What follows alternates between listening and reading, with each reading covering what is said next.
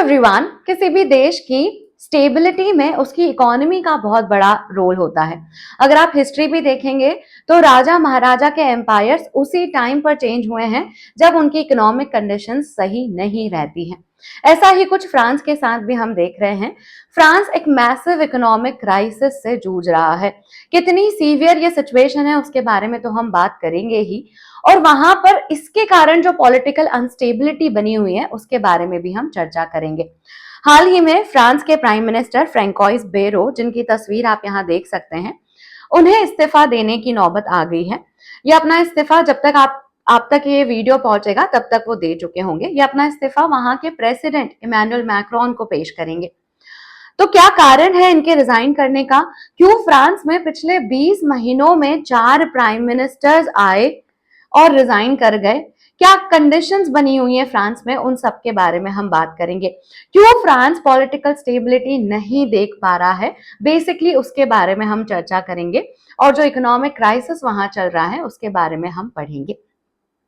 So the news is French government collapse. यहाँ पे आप अगेन लगा सकते हैं क्योंकि फिर से ये कोलैप्स हुई है। ये जो हमारे फ्रांस के प्राइम मिनिस्टर हैं फ्रैंकोइस बेरो, ये 9 महीने ऑफिस में रहे। पिछले साल दिसंबर में ही इन्हें प्राइम मिनिस्टर बनाया गया था और उसके बाद से 9 महीने इन्होंने सरकार चलाई और फाइनली इनका कोलैप्स हो रहा है। जो रीजन है वो ध्यान रखिएगा, यहां पर लिखा हुआ है 44 बिलियन यूरोस और 51 बिलियन डॉलर्स का एक प्लान इन्होंने बनाया था, जिसमें वो कहना चाह रहे थे कि हमें फ्रांस को अपनी स्पेंडिंग कम करनी चाहिए। और उसमें वो बचत करने की बात कर रहे थे कि 44 बिलियन यूरोस की बचत इस प्लान से होगी, या फिर अगर डॉलर्स में बात करें तो 51 बिलियन डॉलर्स पैसा बचा सकता है फ्रांस इस इनिशिएटिव से। और यही प्लान और प्रपोजल पार्लियामेंट को पसंद नहीं आया और इसकी वजह से उनके अगेंस्ट में, या फिर उन्होंने जो कॉन्फिडेंस मोशन पेश किया था उसमें उनके पास रिक्वायर्ड नंबर्स नहीं थे। देखो, इनके पहले के जो प्राइम मिनिस्टर हैं फ्रैंकोइस बेरो के पहले थे मिशेल बार्नियर और उनके पहले थे गैब्रियल अटेल। ये जो प्राइम मिनिस्टर्स रहे हैं इनका भी कार्यकाल ज्यादा लंबा नहीं रहा। इनफैक्ट ये जो तस्वीर आप देख रहे हैं, he is the youngest prime minister in the history of France and he is the oldest prime minister in the history of France। दोनों ही बहुत लंबे समय तक फ्रांस को स्टेबिलिटी नहीं दे पाए और उसकी वजह से उन्हें अपनी सरकार से छोड़कर दूसरी सरकार को आने का मौका देना पड़ा। अब क्या कारण है फ्रांस में इस तरह की चीजें होने के, पॉलिटिकल अनस्टेबिलिटी के? उसके रीजन समझते हैं।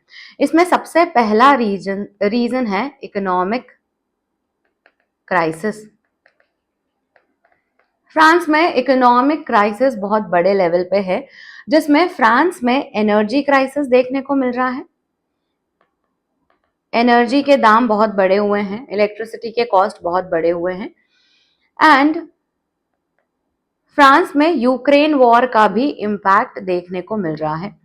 रशिया यूक्रेन का जो वॉर है उसका भी इम्पैक्ट की वजह से इकोनॉमिक क्राइसिस है। बट बात सिर्फ यहाँ नहीं खत्म होती है।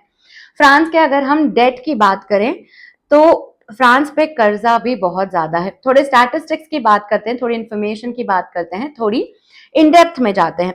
तो अगर हम फ्रांस का डेट एनालिसिस करें तो फ्रांस का डेट 113.9% ऑफ इट्स जीडीपी है।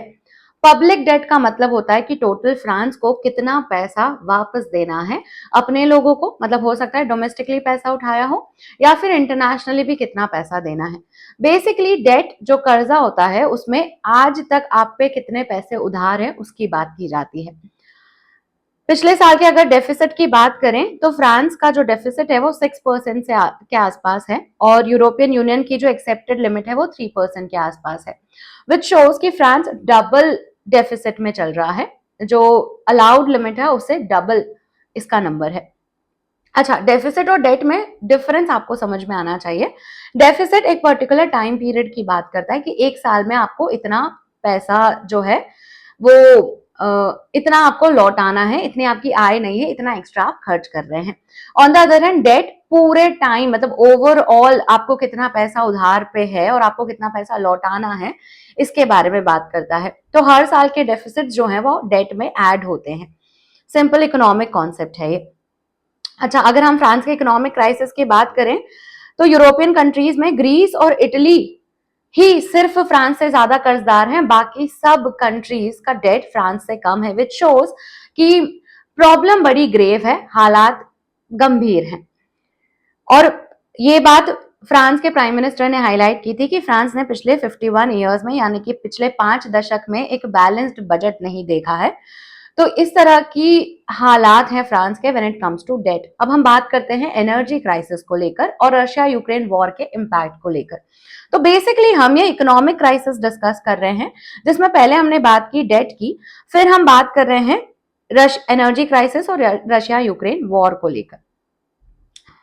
तो देखो, फ्रांस अपनी इलेक्ट्रिसिटी का 70% न्यूक्लियर पावर से बनाता है, which is a very good number, क्योंकि हम लोग रिन्यूएबल एनर्जी और फॉसिल फ्यूल ऑल्टरनेटिव्स पे फोकस कर रहे हैं। तो ये अपने आप में अच्छी बात है, बट यहाँ पे जो न्यूक्लियर पावर्स हैं उसको लेकर कुछ कंसर्न होते रहते हैं। जैसे जो न्यूक्लियर प्लांट है उनमें इश्यूज आते हैं, जिसके कारण उन्हें मेंटेनेंस और ऑपरेशंस के लिए बंद करना पड़ता है, उनके ऑपरेशन कंटिन्यू नहीं किए जा सकते हैं। इस तरह के इश्यूज फ्रांस में आ जाते हैं। इसके अलावा ये कुछ न्यूज़पेपर कटिंग्स हैं, जैसे ये jellyfish swarm forces French nuclear plant to shut. Jellyfish swarm की वजह से फ्रेंच न्यूक्लियर प्लांट को शट करना पड़ गया, टेम्पररीली शट किया था, फिर उसको रिज्यूम कर लिया। फ्रांस और स्विट्जरलैंड ने अपने nuclear power plants heat wave के चलते बंद किए। इस तरह से यू सी कि एक स्टेडी सप्लाई इंश्योर करने में फ्रांस को डिफिकल्टी आती है। 70% वो अपनी एनर्जी न्यूक्लियर एनर्जी से बनाता है, दिस इज द फैक्ट। अच्छा, इसमें फ्रांस अपना यूरेनियम नाइजर से लेकर आता है। अब नाइजर में पॉलिटिकल अपहीवल के चलते या पॉलिटिकल टर्मोइल के चलते ये सप्लाई भी कभी कभी इशू में आ जाता है, ये एक कंसर्न है। अपनी एनर्जी सिक्योरिटी के लिए फ्रांस रशिया से भी इंपोर्ट करता है, नेचुरल गैस इंपोर्ट करता है। अब आप सोच रहे होंगे कि रशिया यूक्रेन वॉर में तो ये बंद हो गया होगा, बट द आयरनी इज ये बंद नहीं हुआ। In spite of sanctions France अभी भी इंपोर्ट करता है रशिया से न्यूक्लियर गैस, तो डिपेंडेंसी बनी हुई है। रशिया यूक्रेन वॉर के चलते एनर्जी सैंक्शंस फ्रांस पर एनर्जी सैंक्शंस रशिया ने भी इंपोज किए थे, उसके चलते फ्रांस में क्राइसिस देखने को मिला। तो this was the economic crisis, जिसमें हमने डेट की बात की, जिसमें हमने बात की कि कैसे वहां पर energy crisis, inflation, cost of living जैसे इश्यूज हैं, महंगाई ज्यादा है। फ्रांस की गवर्नमेंट जो है वो अपना बजट भी इसी के अकॉर्डिंग बनाने की कोशिश कर रही है कि वो खर्चे कम करें। ऐसा ही कुछ इनिशिएटिव फ्रांस के प्राइम मिनिस्टर बेरो भी लेकर आए थे, जिसका जो स्टार्ट में मैं आपको बिल बता रही थी, विच वॉज $52 बिलियन बिल या फिर 44 बिलियन यूरो बिल था वो। अब इसमें बेरो बात करते हैं कि हमें अपने खर्चे कम करने की जरूरत है, क्योंकि कहीं ना कहीं किसी देश की सोवरेनिटी इससे इम्पैक्ट होती है। जिससे भी आप कर्जा ले रहे हैं वो आप पे दबाव बनाएगा ही। जैसे अगर आप मिलिट्री के लिए किसी और कंट्री पे डिपेंडेंट हैं, अगर आप डेट के लिए भी किसी और कंट्री पे डिपेंडेंट हैं, किसी अपने और लोगों पे डिपेंडेंट हैं, तो कहीं ना कहीं आपकी फ्रीडम और लिबर्टी इससे कर्ब होती है। तो ही प्रपोजेस अ बिल जिसमें ये अमाउंट बचाने की बात की गई थी। अब बचाएंगे कैसे, उसके लिए ही came up with a lot of solutions. Focus क्या था, स्पेंडिंग कंट्रोल करनी है, एक्सेसिव डेट को कंट्रोल करना है, और इसमें जो खर्चा कम करना है उसमें बहुत सारे वेलफेयर पेमेंट्स को रोकेंगे, मतलब जो स्कीम्स हैं, जो फंडिंग्स हैं, उन्हें रोका जाएगा। 2 दिन के नेशनल हॉलिडे को हटाया जाएगा और इनके इस टाइम पे काम होगा। और दूसरे ऑस्टेरिटी मेजर्स यानी कि खर्चा कम करने के मेजर्स इसमें इंप्लीमेंट किए गए थे। फ्रांस के जो नेशनल असेंबली है उसको ये बात पसंद नहीं आई and they didn't agree to this bill. उसके चलते एक कॉन्फिडेंस मोशन हुआ।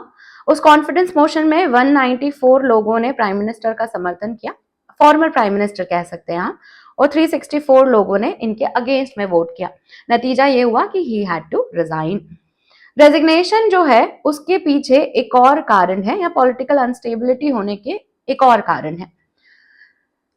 फ्रांस की जो पार्लियामेंट है वो फ्रैगमेंटेड है। फ्रैगमेंटेड मतलब बहुत सारे ग्रुप्स वहां देखने को मिल रहे हैं। Far right, centre right and hard left. इस तरह के ग्रुप्स आपको देखने को मिल रहे हैं जिसमें किसी के पास भी एब्सोल्यूट मेजॉरिटी नहीं है कि वो पावर में आ सके, किसी के पास भी एब्सोल्यूट मेजॉरिटी नहीं है कि वो पावर में आ सके, और पॉलिटिकल पार्टीज के पास सफिशिएंट नंबर्स नहीं है। तो इसीलिए अलग अलग आइडियोलॉजी के चलते वो अग्री नहीं कर पाते हैं बहुत सारी चीजों पर। जैसे फार राइट ग्रुप जो है they have higher presence. Centre right जो है, जो प्रेसिडेंट है फ्रांस के, उनकी पॉलिटिकल पार्टी है, इससे बिलोंग करती है। एंड हार्ड लेफ्ट जो है उनका भी नंबर वहां पार्लियामेंट में दिख रहा है। तो ये कुछ रीजन हैं जिसकी वजह से फ्रांस में पॉलिटिकल अनस्टेबिलिटी बनी हुई है। फ्रांस में इकोनॉमिक क्राइसिस की वजह से सिचुएशन और वर्स हो गई है।